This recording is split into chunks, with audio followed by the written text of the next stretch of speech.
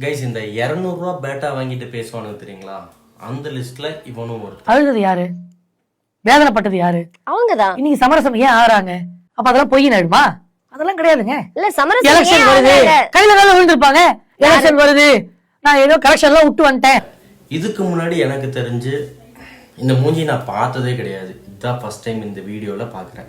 இவெல்லாம் ஒரு ஆளுன்னு சொல்லிட்டு இவங்க உட்கார வச்சு பேட்டி வேறு எடுத்துட்டு இருக்காங்க. இல்லை நான் ஒன்று கேட்குறேன், நீ அந்த வீட்டுக்குள்ளே போய் விளக்கு பிடிச்சி பார்த்தியா? என்ன நடந்துச்சு நீ பார்த்தியா?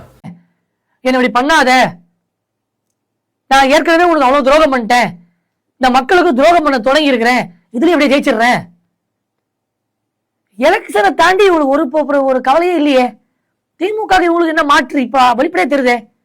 அவன் மக்களை வாட்டிட்டு திரும்பி வந்து நிக்கிறான். இவர் ஒரு குடும்பத்தையே வாட்டுறாரு. சொந்த குடும்பத்தை வாட்டி வந்த இவர் நாட்டை காப்பாத்திடுவாரா? இன்னொன்று எளிமையான கேள்விங்க. அந்த அம்மா போய் கம்ப்ளைண்ட் பண்றாங்க, எல்லாம் செய்யறாங்க, ரைட்டுங்க. ஒரு நல்ல மனுஷன், ஒரு ஜென்டில் மேன்னா யாரு? ஒரு ஒரு அட்ராக்ஷன் வர்றது, ஒரு அஃபேர் வர்றது, அதெல்லாம் நீங்க நியாயப்படுத்துறீங்க.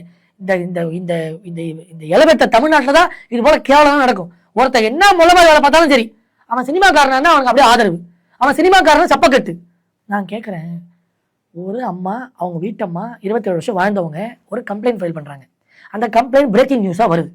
எவனா ஒருத்தன் மூளை உள்ளவன், ஒரு ஜென்டில்மேனா இருந்தவன், அந்த பொண்ணோட உண்மையா வாழ்ந்த ஒருத்தன் அடுத்த ஒரே வாரத்தில் திருசாவோட போவாராங்க எங்கேயாவது ஒரு நிகழ்ச்சிக்கு, யாரா செய்வான் அந்த வேலையை? ஒரே கலர் ட்ரெஸ் காம்பினேஷன். நீங்க என்ன ரெப்ளிகேட் பண்ண விரும்புறீங்க? சொசைட்டிக்கு என்ன சொல்ல விரும்புறீங்க?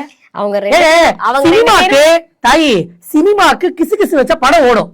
இவர் வச்சிருந்தாரு, இவரோட அவர் தொடர்புல இருக்காருன்னா படம் ஓடும். சார் ஒரே நிமிஷம் சார், நிஜ வாழ்க்கையுடைய ஃபங்க்ஷனுக்கு இவங்க 2 பேரும் போனதை நீங்க பேசுறீங்க இல்லையா? இதே தமிழகத்தினுடைய துணை முதல்வர் நிவேதா பெத்ராஜ் அவர்களுக்கும் நிறைய நியூஸஸ் நம்ம வெளியே வந்தது நம்ம பார்த்தோம். நியூஸஸ் வரது வேற.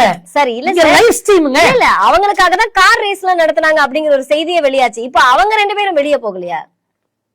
சொல்லுங்க. அவங்க 2 பேரும் உதயநிதி அந்த வீட்டம்மா கம்ப்ளைண்ட் கொடுத்து, உதயநிதி அந்த யார் மேல கம்ப்ளைண்ட் கொடுத்து அவங்களை கூப்பிட்டு ஃபங்க்ஷன் போனாரா?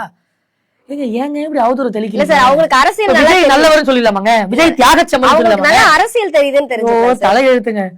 இவர் செய்யறது எவ்வளவு பெரிய கேவலமான வேலை. முகம் சுளிக்கிற அளவு இருக்கா இல்லையா? பொண்டாட்டி வீட்டுல அழுதுட்டு இருக்குது, செட்டப்ப கூட்டு கல்யாணத்துக்கு போறாரு. இதை ஏத்துக்க முடியுமா?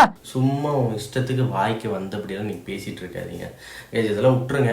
நம்ம எலெக்ஷன் வேலையை பார்ப்போம். யார் யாருக்கு ரியாலிட்டியாக நீங்கள் சப்போர்ட் பண்ணுமோ அவங்க சப்போர்ட் பண்ணுங்கள். Open talk. அது டிவிக்கோ இல்லை பிஜேபியோ டிஎம்கேவோ ஏடிஎம்கேவோ அது உங்கள் சாய்ஸ். ஓகேங்களா? தயவுசெய்து இந்த மாதிரி ஒரு லூசுப்பாய பேசுகிற கேட்லாம் தப்பான முடிவு எடுக்காதீங்க.